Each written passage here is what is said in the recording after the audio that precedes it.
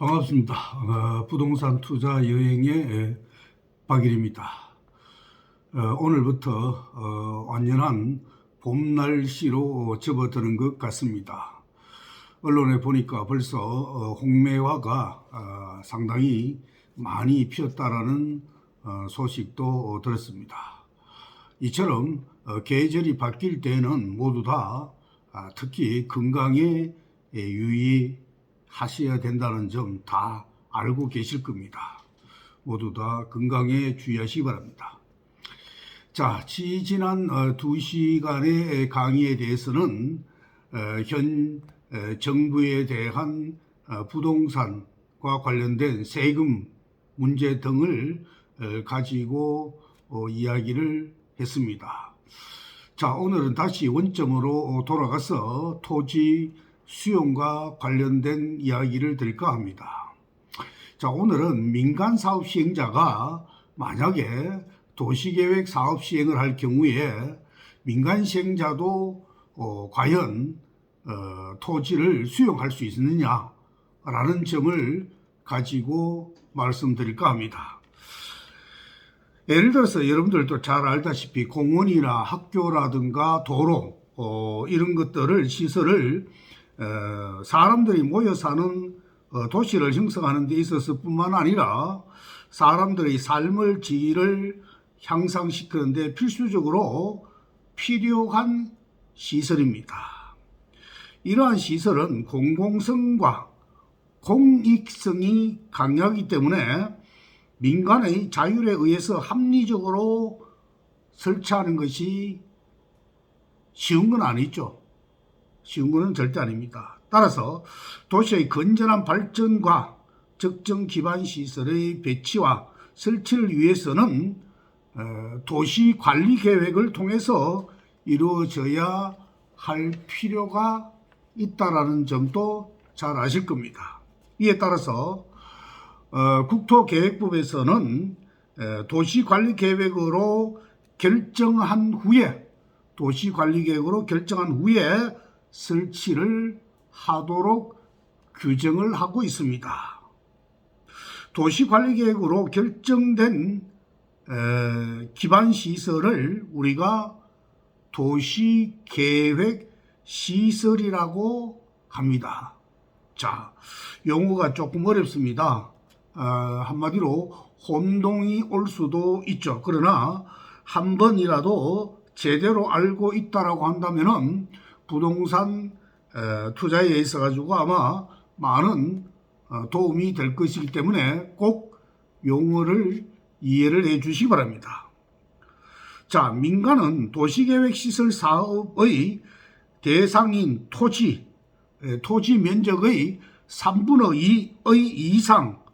2 이상에 해당하는 토지를 소유하고 또 토지 소유자 총수의 2분의 1 이상에 해당하는 자의 동의를 얻은 경우에는 도시계획시설 사업 시행자로 지정을 받을 수가 있습니다. 그럼 결국 어떻게 해요? 민간 사업 시행자가 되는 거죠. 공공이 아니라. 자, 따라서 이게 민간 도시계획시설 사업 시행자가 도시계획시설 사업으로 공공시설을 설치를 해가지고 무상으로 귀속할 경우에는 사업시행자 지정 요건을 갖추지 않아도 사업시행자로 지정할 수 있다고 해석하는 것이 국토부의 내용입니다. 자, 이 말은 민간 도시계획시설 사업 시행자는 도로나 공원 등 도시계획시설을 설치해가지고 지방자치단체에다가 기부 체납하고자 할 경우에는 토지 소유자 동의 요건에 미달하더라도 도시계획시설 사업 시행자로 지정받을 수 있습니다. 이에 따라서 토지 수용도 가능한 것이다. 이렇게 이해하시면 되겠죠. 따라서 도시계획 사업 시행자로 지정된 자는 도시계획시설 사업에 필요한 토지나 건축물 또는 그 토지에 정착된 물건이나 권리를 수용하거나 사용할 수가 있게 되는 것이죠.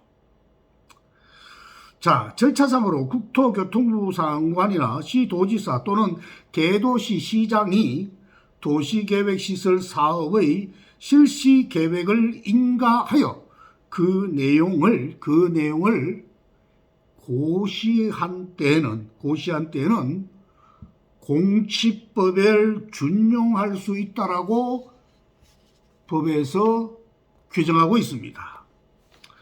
민간 사업 시행자가 지구 단위 계획 구역에서 지구 단위 계획에 따라서 사업을 하는 경우에는 도시계획 시설을 설치해 가지고 이를 지방자치단체에 기부하고 용적률 인센티브도 부여받을 수가 있습니다.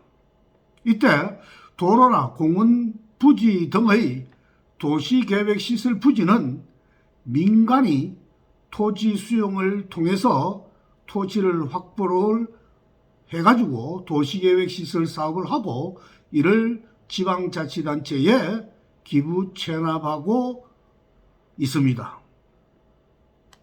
자, 좀 어렵죠. 자, 오늘은 도시계획시설 사업, 그것도 민간 사업 시행자가 도시계획시설 사업을 할 때에 토지 수용을 할 수 있느냐라는 내용입니다. 자, 어쨌든 간에 이런 내용은 여러분들이 토지 소유자나 건축물 소유자 입장에서는 꼭 필요로 하는 내용이다 라고 저는 그렇게 생각합니다. 용어가 좀 어렵지만은 반복하거나 아니면은 메모를 해서 여러분들이 꼭 필요한 시점에서 활용하시면은 많은 도움이 될 겁니다. 수고 많았습니다. 좋아요와 구독 부탁드리겠습니다.